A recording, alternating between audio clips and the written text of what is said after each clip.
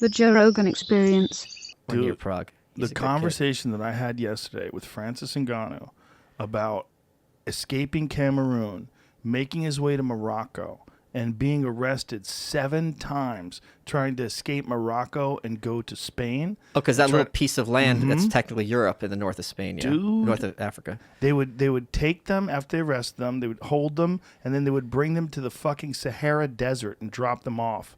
And they did that to him 7 times. They literally try to kill them.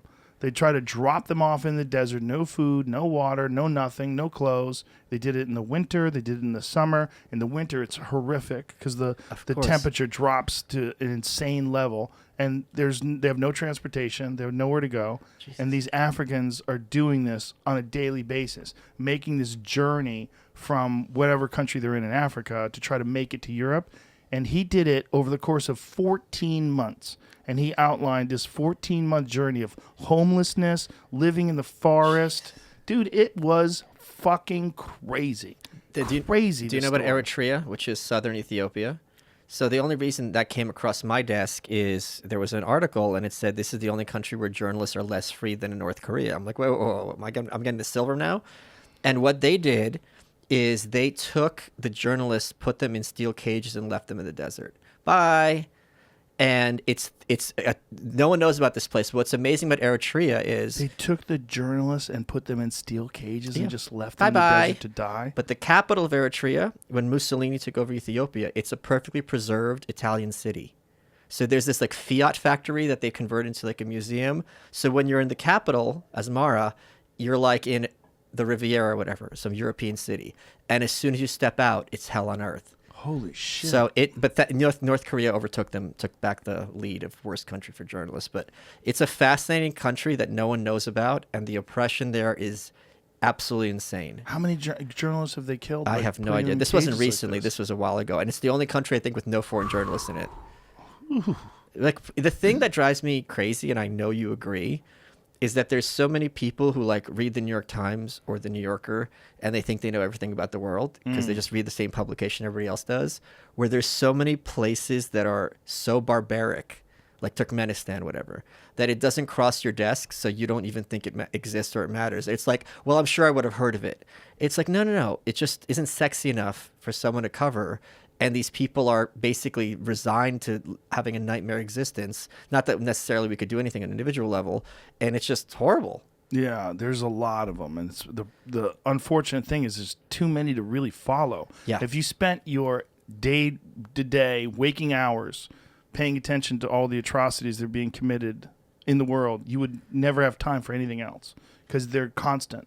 Like, we're just so accustomed to this life here, this first world life, that any deviation from that at all just seems horrific. Like, anything that goes wrong in America seems like intolerable and horrific and a human rights violation. And like, this is the shining hope of the world. And someone like you who's an immigrant can speak to this better than most. And someone also who has traveled to places like North Korea and who understands the world better than most. You can talk about this. Yeah, this is the theme of my next book, The White Pill, which is just talking about people don't know how bad it used to be and how close we came, this country, to falling in some very, very bad directions.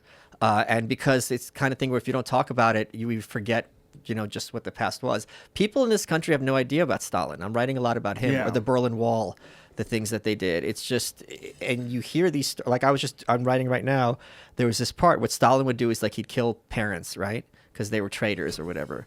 That kid who was left behind, who now lost their parents, boy or girl, whatever, everyone knew if I help that kid, my family's under suspicion. Why are you helping the child of these traitors? Oh, were you colluding with them in the past? Because they're trying to find links.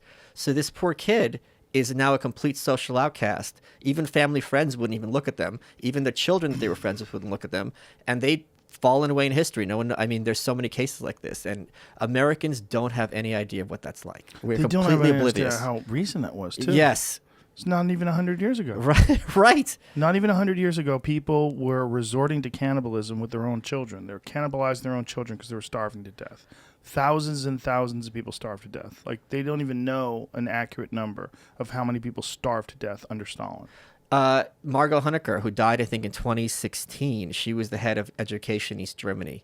And she had a concentration camp there for children, which ended in 89. That's not that long ago. Jesus We Christ. were watching shows in 89, you and I.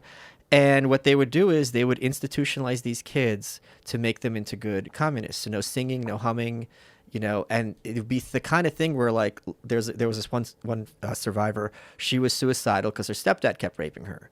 Well, you're suicidal, you got institutionalized, right? So they put them sometimes in solitary.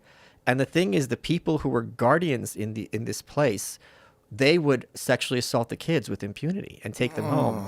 What else she would do is, if parents were under suspicion of the state, they take the kids and force good communist families to raise them.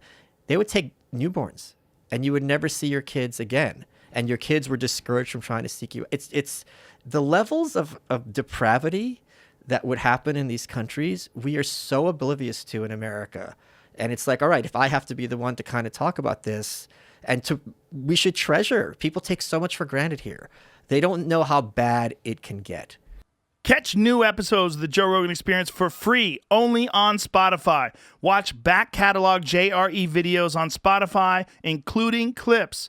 Easily, seamlessly switch between video and audio experience. On Spotify, you can listen to the JRE in the background while using other apps and can download episodes to save on data cost, all for free. Spotify is absolutely free. You don't have to have a premium account to watch new JRE episodes.